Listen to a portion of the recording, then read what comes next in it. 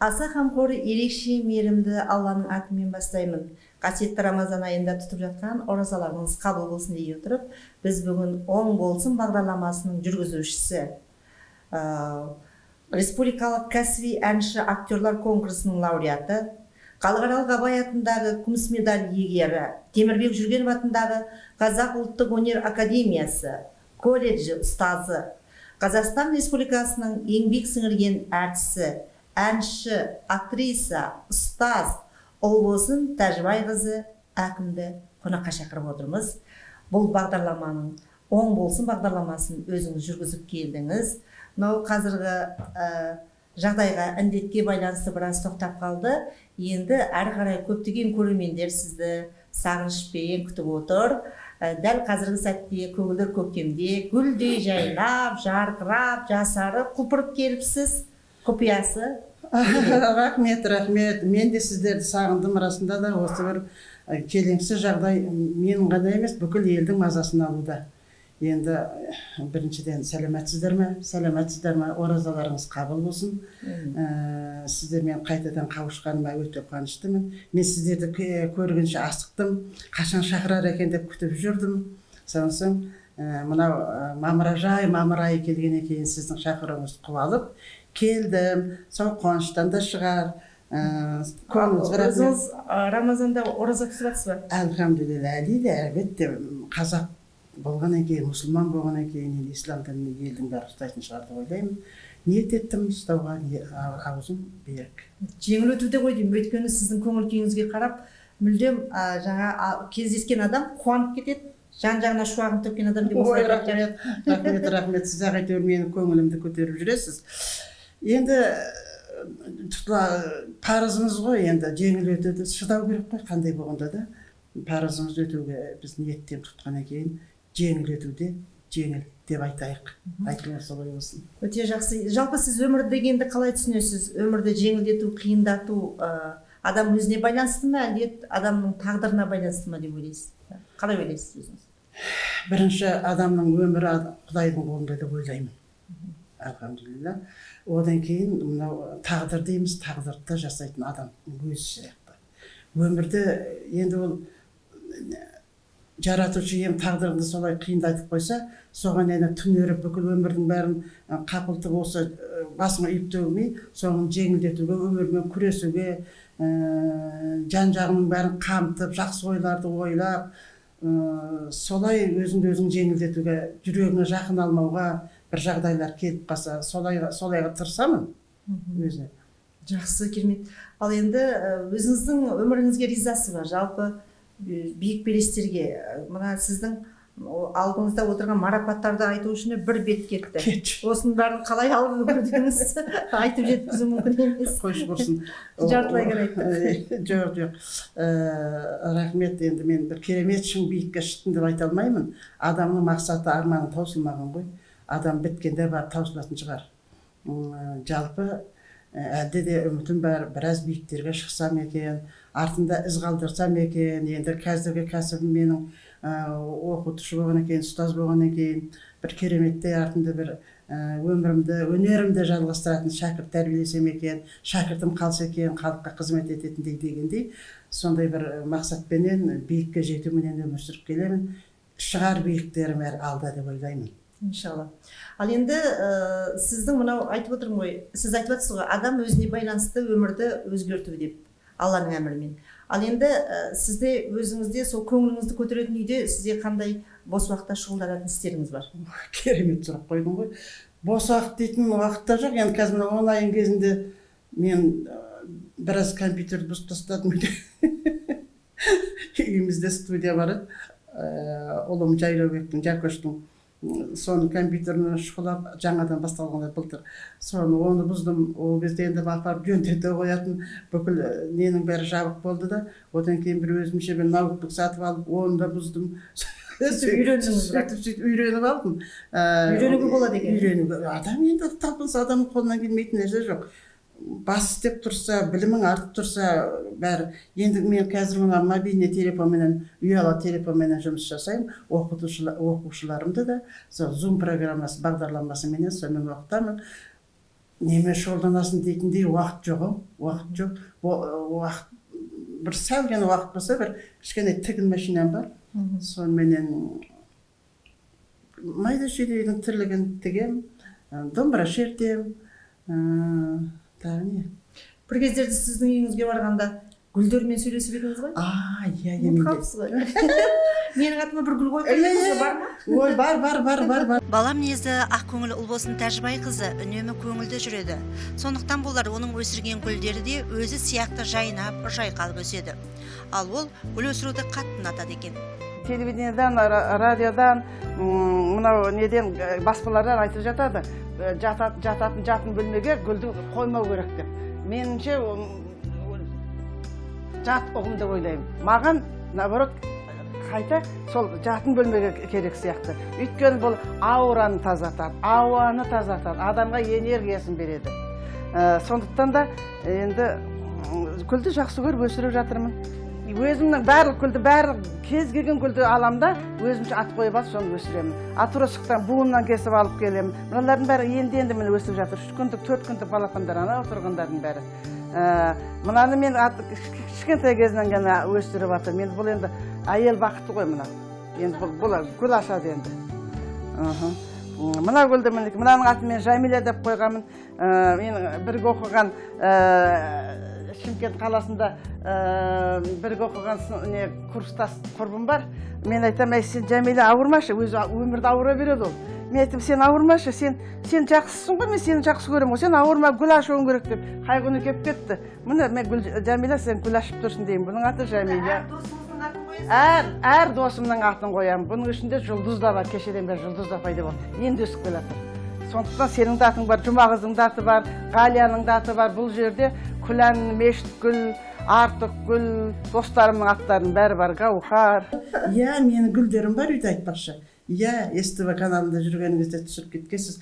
Гүлдерім жақсы, біраз гүлдерімнің атын өзім біраз емес, бәрін қазақшалап қойып алған. Соның ішінде дұрыс айтасыз, Жұлдыз деген гүлім де бар. Жамиля деген гүлім есіңізде ме? Қатты ауырып, сол Жамиля досымның атынан қойған едім. Ол баяғысы о дүниеге көп кетіп бірге оққан едік. Гүлім де кетіп қалды, гүлім де соңынан бірге өліп қалды. Анасы қайтыс болғанда гүлде солып кетті? Гүлде ол ауырып жатқанда, гүлім де ауырып, қанша емдесем де болмады. Қараңызшы табиғаттың сәйкестілігі. Табиғат бар ғой, адам өзі өмірінің бүкіл тамырын жерден алады ғой, табиғатты қалай бір-бірімен байланысады. Қараңызшы, ана менің бірге оқыған дос қызым Жамиля, Айдос екеуі бірдей қайтыс болды, гүлім де өліп қалды. Содан ол Жамиля деген гүлді өзінің отырғызышымен бірге гүлдің арасынан алып қойдым. Қалғандар аман, сау, жақсы. Қандай керемет. Бұл да бір енді тылсымның сыры, жалпы өнер адамының өмір сүруге деген құштарлығын көрсетеді. Ешбір нәрсеге бұл кісі қаймығып, соған уайымдап, қайғырып отырмайды.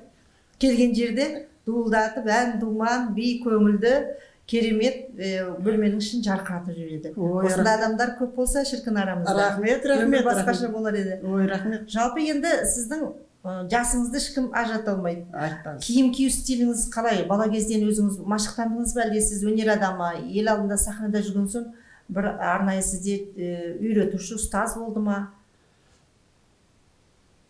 Киім кию қызық сұрақ екен. Енді мен бала кезімнен өзім солай 5 қыз, 1 ұлмыз, жанұямыз, отбасымызда. Үлкенсіз бе сіз? Жоқ, менің алдымда 2 әпкем бар. Сосын мен Ұлбосын деп қойған.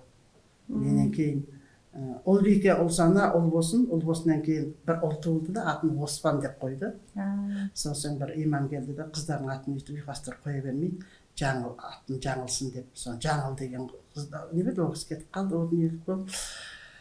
Соның соң артынан ерген тағы бір жалғыз сіңілім бар, Нағима деген. Сол енді сол қызды арқалап жүріп өсірдім ғой, өзімнен 10 жас кіші өзімнен. Сонда мен мамам айтады, үстің кір болып қалды, таза жүріңдер, сыртқа барып далаға ойнап.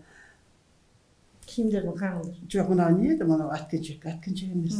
Скакалка деп айтып жүрді ғой, қазақша не дейді, секірме дейі ме екен? Сол жіппеден ойнап, қашарда ойнап жүгіріп келсек, аяқтарында неге суға жуыңдар, тазалап отырыңдар. кереметтей тазалыққа үйретті бізді анамыз. Сосын бүгін кеше кидің ғой көйлек, мына көйлегіңді киген сен деп сөйтіп, содан қалыптасты ғой деп ойлаймын. Өзі студент болып жүргенде де киімге талғаным өз бала кезден қалыптасады екен ғой. Сосын заман ағымнан қалғым келмейді. Жасым 17-ге келсе де енді биыл 19-ға келсе. Заманауи уақыт талабынан қалғым келмей киім келеді. Арасында да әріптестерім де айтады, студенттерім де айтады. Білмеймін, енді солай қалып қонап жатса, өзіме жарасып жатса, неге киінбеске солай. Таза енді мен ойлаймын, осыдан 4-5 жыл бағдарлама түсіргенде сіздің үйде сіздің қыста киетін 10 шубыңыз бар. Ойбай, ондан неге айтып отырсыз? Өзінің жасын әрдайым 18-де деп есептейтін Сезімтал Ұлбосын Тәжібайқызы сұлулықты жақсы көреді. Маңдай термен тапқан нәпақасын тек әдемі киім алуға жұмсайтын көрінеді. Оның сахнаға киіп шығатын киімі өзінше бір бөлек. Күнделікті өмірде киетін киімдері бір-бірінен өтетін әдемі. Оның киім таңдау қабілеті өте жоғары. Ұлбосынның бала кезінде шашы тірсегіне түсетін ұзын бұрымды, беті әппақ, өзі сұңғақ бойлы, әдемі болыпты. Сондықтан болар оны класстастары аққу деп атапты. Аққу десе дегендей, әрбір киетін киімі бір-бірімен үйлесіп, өзін тіптен сұлуландыра түседі.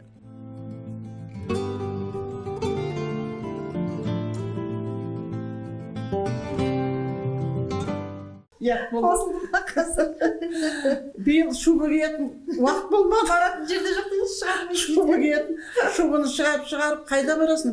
Той думалақ жоқ, концерт жоқ. Қыстың күні үйде отырдық. Бір күні енді ана қоқыс шығаруға келдім де, ақ шубымды білесің ғой. Ақ шубымды киіп шықтым, елдің бәрі қарап қалды. Не болды, шықпа деп. Қайда барасыз дедім мен. Енді мына киімдеріміз қалай көрсетемін? Қоқыс теуге шыққанда бар киім деп. Көршілерім деген керемет күліп, енді тұр әлі оны киетінде уақыт болған жоқ, шығарғанда жоқ, оны салып қойдық. Аяқ киім киюден де сіз шеберсіз ғой, не жинаудан. Ол да бір адам баласына, бұл көріп отырған жастарға үлгі өнеге ғой, сіздің бәр нәрсеге хабарыңыз бар. Ол бір жағы мәдениетке де жататын шығар. Арасында да өзі мен бұрын Құрманбек Жандарбеков атындағы Жетісай қазақ музыка драма театрында актриса болып бірнеше жыл қызмет еттім. Сонда арасында да шляпа, сол шляпаға пальто сәйкес керек, оған сумка и аяқ киім солай. Көйлек, шляпа, очки, солай киіндім де сол қалыптасып қалды. Әлі күнге дейін солай. Ол енді одан ажыраған болмайтын шығармын. Жұмысқа бір киім, осындай бір кездесуге басқаша киім, той-домалаққа басқа киім. Бір киген киімді, 5-6 жылдан кейін барып ауыстырмасам, соны 2 жыл. Білмеймін, солай қалыптасып қалған. Мүмкін дұрыс емес шығар, мүмкін бұл жақсы да шығар, жастарға өнеге шығар. Иә, Виктор? Екінші рет кие алмайсыз. Екінші рет кие алмаймын. Ол да енді сізге берген ерекше қасиет қой, Алла тағала. Мүмкін. Ал енді сонымен қатар сол кезде сіз су ішем, тазартылған су ішем деп едіңіз. Қазір енді жаңа қазақ дейміз ғой. Жалпы өзіңіздің көзқарасыңыз қандай, денсаулық сақтауда өзіңізге қалай күтім жасайсыз? Жұлдыз ханым, сіздің есте сақтау қабілетіңіз мықты артқан екен. Ұлбосын Тәжібайқызын зерттесеңіз, жұмбақ бір әлем. Ол өмірге ғашық. Ол өзі ұстаған әрбір мүлікке, жұмысына, өнеріне шын ықыласын беріп істейді. Оған сүйіспеншілікпен қарайды. Мен тек қана әдемі суды ішемін.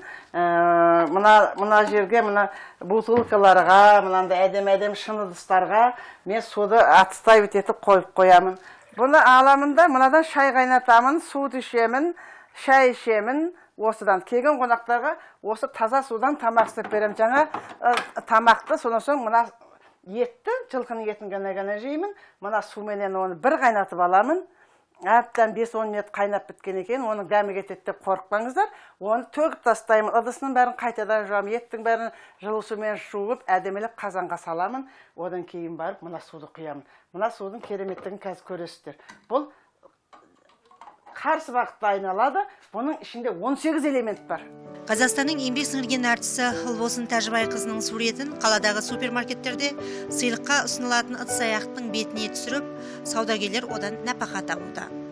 Арзан супермаркетіне аралап жүріп, өзінің суретін көріп, таң қалған. Және оны өзі сатып алған.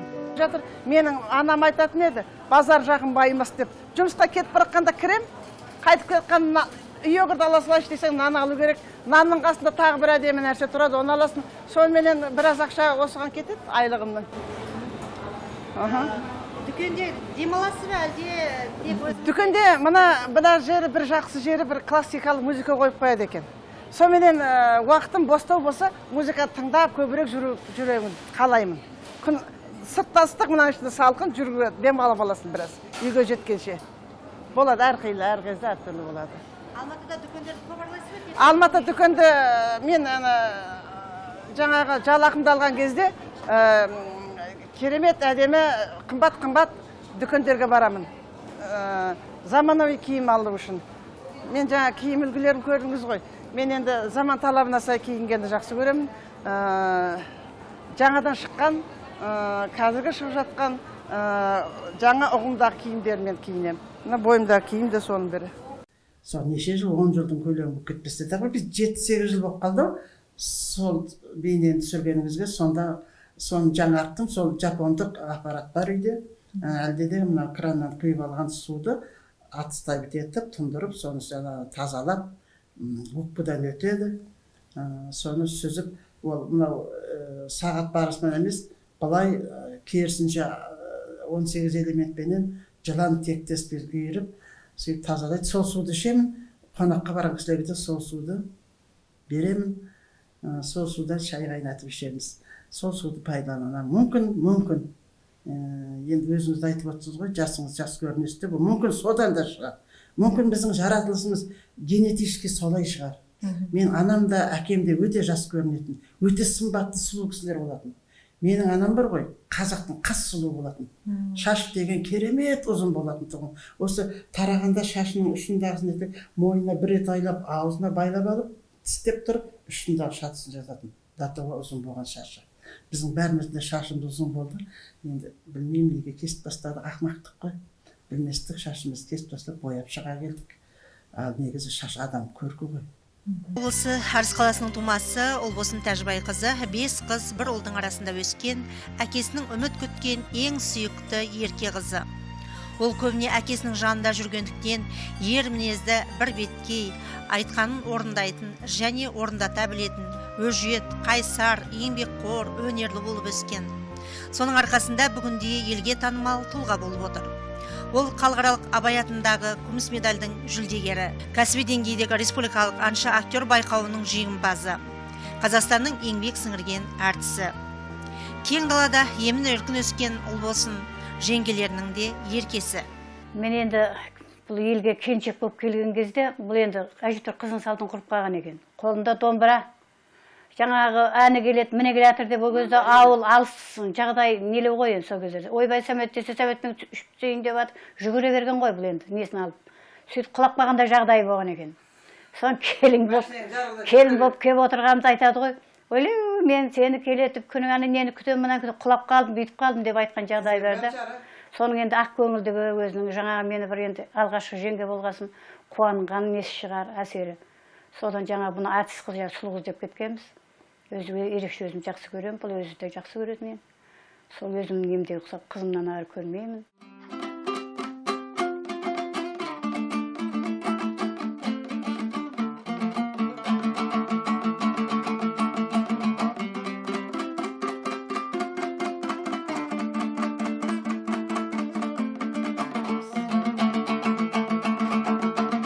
Менген аттым астымда боқпан қарағау, ақ бетіңе шаң тисе, аққа қарағау үңкәрі жан. Ауылыңның сыртынан ән саламай, танымасаң даусымды, шықта қарағай үңкәрі жан. Беті белден боз, уақта еді айтқан сөз, айырыласар кестудай, қош есен бол, айедай, ақ керебе. Ал енді жалпы өзіңіз мынау актриса дейді ғой енді, образда ойнайсыздар ғой. Өмірде де мысалы үйге де барғанда сол образда жүресіз бе, әлде өмір бойы образбен жүресіз бе, әлде өзіңіз табиғи жаратылысыңызбен жүресіз бе? Әрине өзің табиғи жаратылысыңмен жүресің. Енді мұңайып бір нәрсені ойлап келе жатқанда, мысалы үшін кездесіп қалдыңыз, сіз кездесіп қалдыңыз, кез келген адам кездесіп қалғанда ананы жиып тастайсың да Образға келесіз. ол ана кісіменен жөндеп амандасып, сәлемдесіп, соның жағдайын сұрасып, ананың бәрі мидан шығып кетеді. Негізі солай болу керек адам. Солай болу керек, солай болу керек. Оның бәрін бір нәрсеге мұңайып, одан қалай өмір сүресің, оны алып тастау керек. Адам баласы өмірге келгеннен кейін адамның баласына мұң мен қуаныш қатар жүреді ғой, табиғаттың құбылысы қалыптасқан. Сонда сол енді бір басыңа бір іс түсіп қалса, ойбай менде осындай болыпты, оны өмір бақи сонымен жүру мүмкін емес. Әрбір адам солай деп ойлаймын. Одан кейін адам өзін іштей тәрбиелеу керек. Жүрегіңе жақындамау керек. Жүрегіңе жақындаған сайын кімде қазір денсаулық бар дейсің. Тіпті қазіргі жағдайдың өзінде. Бүгін бір адам, ертең жоқ, Құдай сақтасын. Сондықтан өзіңнен жүрегіңнен алыстатып, өзіңді жақсылап, іштей тәрбиелеп, ішкі мәдениетің мықты болу керек. Адамменен қарым-қатынасың мықты болу керек. Адамдарға жақсылық ойлап тілекші болу керек. Менің бір жаман қасиетім адамдарға былай тіке сөйлейді екен. Онда ар жағымда зіл жоқ, ар жағымда басқа бөтен ой жоқ. Жақсы болса, ой кереметсің, жақсысың дей салады екенмін. Мына жерің ұнамайды, кетші бар, андай ғой деп айта салады екенмін. Сол бір жаман қасиетім бар. Мен оны мойындаймын, елдер айтады. Орысқа жаңа мысалы үшін жерде мен таксимен келдім. Орыс сөйлейді екенсіз дейді. Маған елдің бәрі айтады, оған үйреніп қалған, мен ар жағымда зілім жоқ, даусым сондай шығар деймін. Сіз менің ойымды оқығандай осы сұраққа келе жатқан. Жалпы сізді көргенде өмір сүргісі келеді адамның. Және сіздің жаныңызда тұрып, адам тіксініп, сізден аяғын тартады. Неге десеңіз, сіз талапшылсыз. Өте.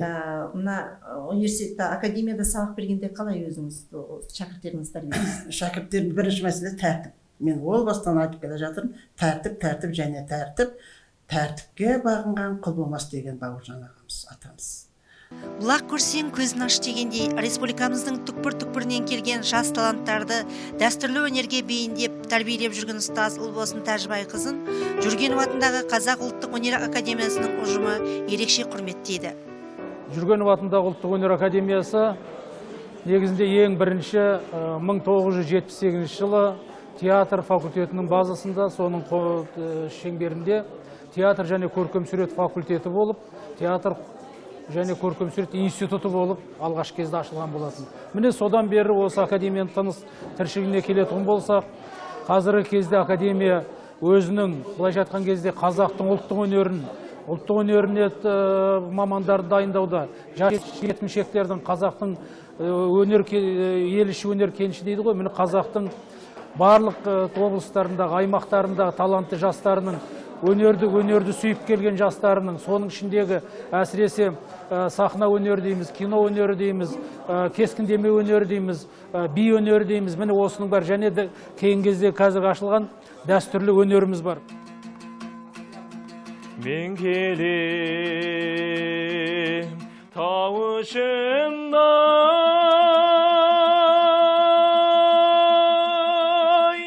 түнделетіп,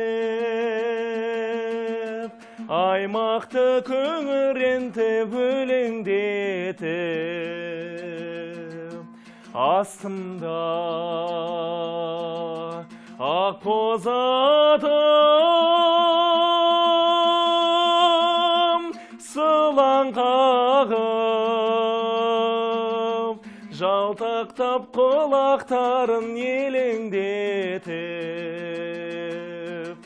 ақ боз ат менің тұлпарым, шалқығаны көңіл сұңқарым, көкірек кернеп жұттым мен ауаның жазғай жұпарым. Ай,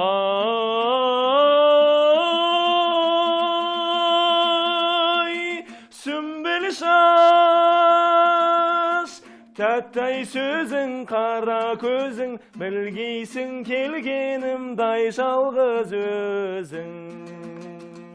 Дәстүрлі өнердің қыр-сырына үңілуден жалықпаған ұстаздардың ұстазы Ұлбосын Тәжібайқызы актерлік шеберлікті меңгеріп жатқан студенттерге тыңдағанда күмбірлеген қоңыр үнімен 62 тамырыңды иітіп жіберетін қазақтың қара домбырасын үйретуді де әсте тыс қалдырған емес.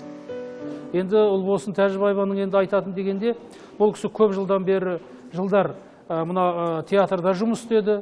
Театрда жұмыс істеп жүріп, Құрманбек Жандарбеков атындағы музыкалық драма театрында сонда жүріп, Қазақстан еңбек сіңірген әртісін алды. Содан кейін барып, енді атақ алғаннан кейін, көп жылдық тәжірибесі бар болғаннан кейін, ол тәжірибеде студенттерге керек. Міне сол тәжірибені пайдалана отырып, бүгінгі оқу методикалық, яғни әдістемелік үрдісті де сонымен бірге сабақтастыра отырып, міне бүгінгі кезде көптеген Ұлбосын сияқты қыздарымыз, біздің қазақтың белді үлкен жұлдыздары бәрі осы академияда жұмыс істейді.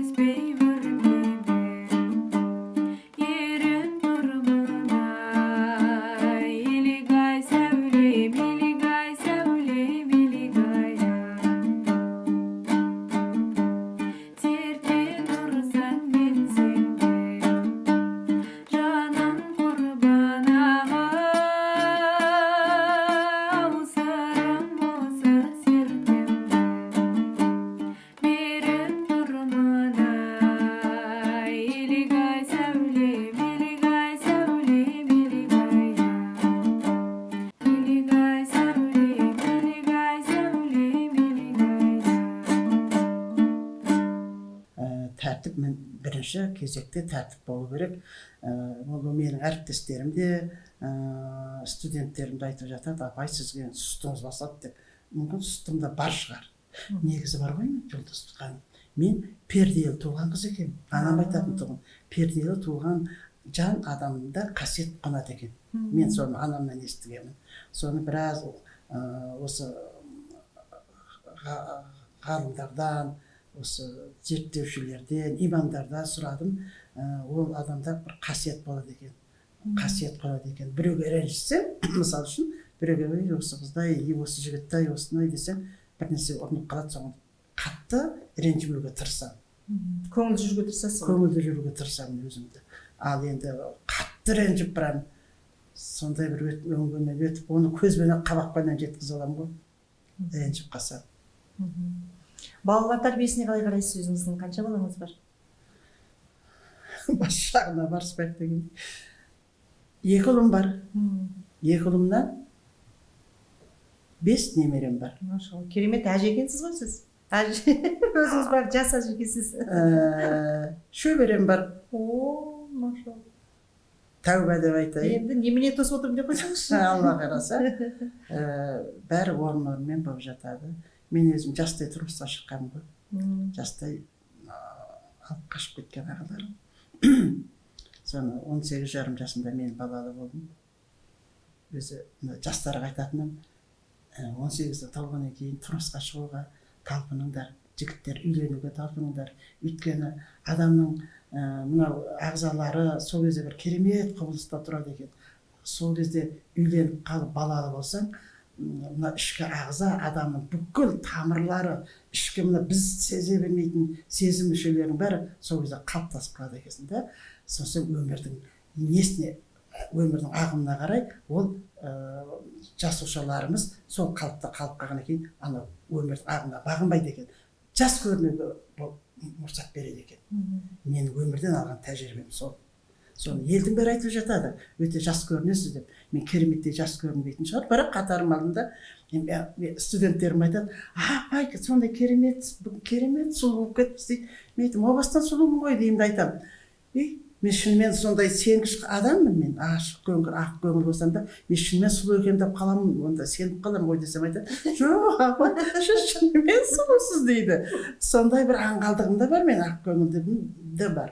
Сондықтан солай шығар енді біздің қанымызда, менің әкпелерім де, әкем де айтып отырмын ғой, жас көрінетін, өте жас көрінетін. Ол қанмен келетін шығар. Тектілік дейсіз ғой. Ал енді өзіңіз жаңағы той думан жоқ деп қалдыңыз ғой қазір. Жалпы қандай әндерді айтқанды жақсы көресіз? Жаныңызға қандай әндер жақын? Сіз әнші деп отырмыз ғой сізді. Кезінде қандай әндерді репертуарыңызда? Менде әндерді жақсы көргенде әннің жаманы болмайды. Кез келген әнді өзің ұғынып, сезініп, жүрекке жеткізіп, жүрекпен айтып, тыңдаушының жүрекпен айтып, тыңдаушының жүрегіне жеткізе білсең, бүкіл ән жақсы айта білсең, орындай білсең, орындаушыға да байланысты. Мысалы үшін қазір мен сабақ жүргізіп отқан консерваторияны бітіргенде дәстүрлі ән өнерін арнайы бітіреді консерваторияны бітіргендер. Бізде де өнер академиясында дәстүрлі ән кафедрасы бар. Музыкалық өнер факультетінде.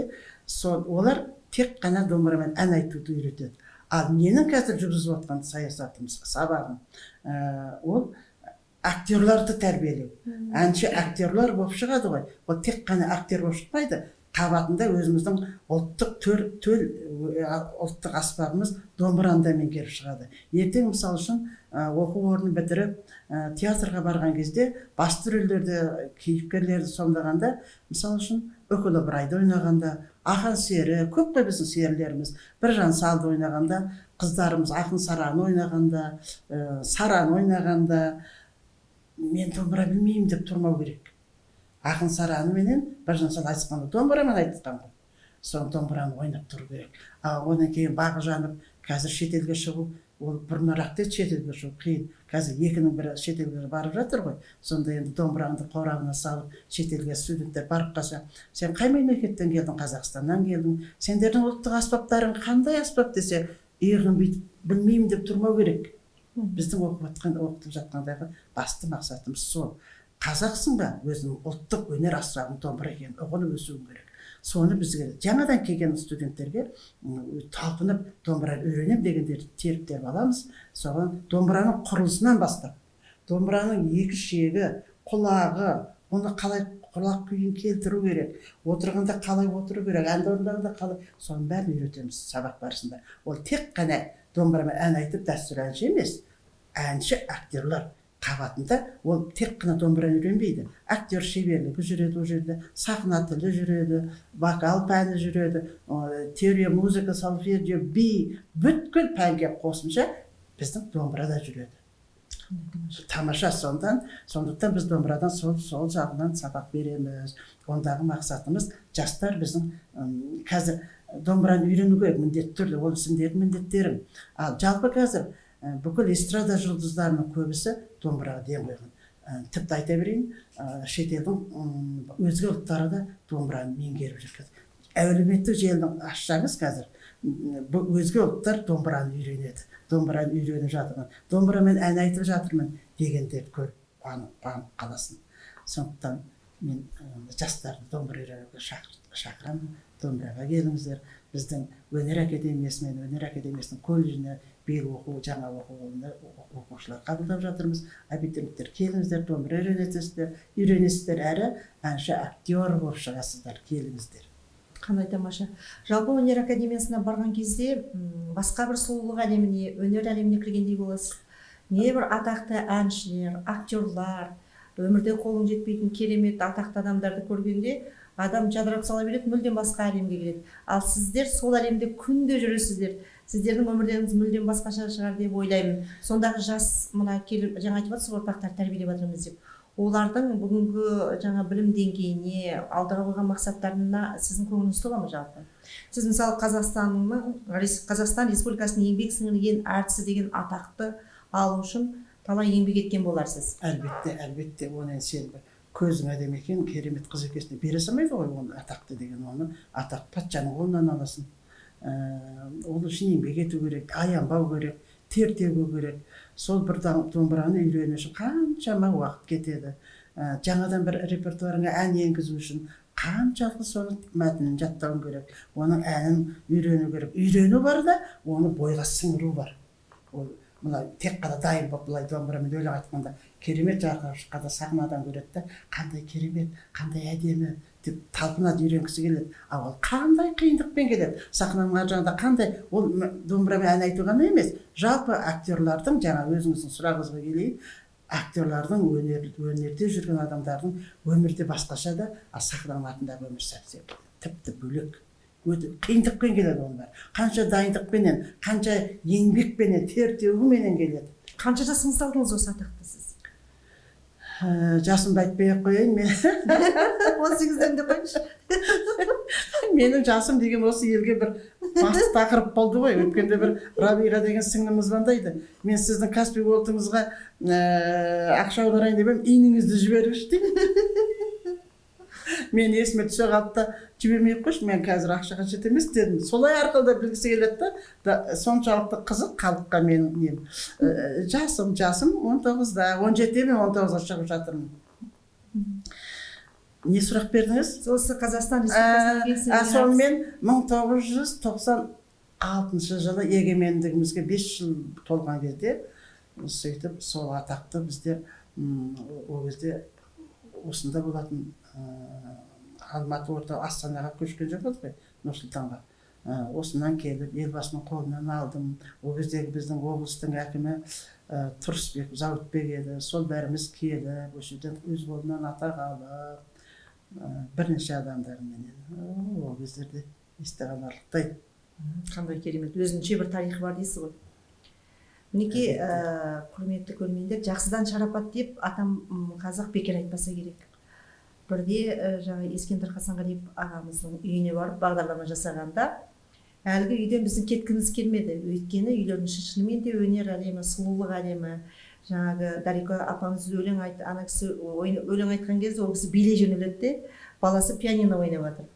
Шынымен де махаббат әлемі сондай керемет деп. Сол айтқандай, сізбен де сөйлескенде осы бағдарламаны аяқтағымыз келмейді. Өйткені сұлулық әлеміне кіріп кеттік те, керемет бір жақсы өмір, барлығы еш нәрсе, жаңағы сіз айтып жатқандай, еш нәрсе қиыншылық жоқ, бәрі жақсы, бәрі керемет, Алла Тағала керемет нұрын төгіп тұр деген ойды қалыптастырады екенсіз сананы адамға. Ана осыдан 3-4 жыл бұрын Беу деген бағдарламасын Қазақстан каналынан Сәкен Майғазиев жүргізді. Соны енді сарапшылар қатарына жаңағы шақырды, мені қонақ етіп бардық, жаңа әншілер өлең айтып жатыр. Сөйтіп маған Сәкен айтады ғой, жаңа сен айтпақшы, осының Тәжбай қызы сізді көрсем өмір сүргім келеді менің.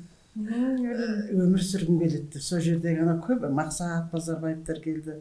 Көп адамдар кейін алтынай Жорабай мамадасып, ой, жарқырап жүресіз, әпкем менің, сізді көрсем өмір сүргіміз келеді дейді. Сосын ойлаймын өзім, елдің бәрі көрсе сөйтіп айтады, мен соншалықты ол бір бет алды жалақта, бір ондай жоқ менде. Табиғи өзіңіз. Табиғи, Құдайдың, Алла Тағаланың, табиғаттың берген құбылысы осындай шығар.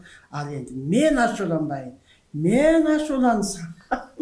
Қопарам десеңізші. Алла сақтасын, бірақ тез қайтам. Бірден ашуланам, бірден қайтам.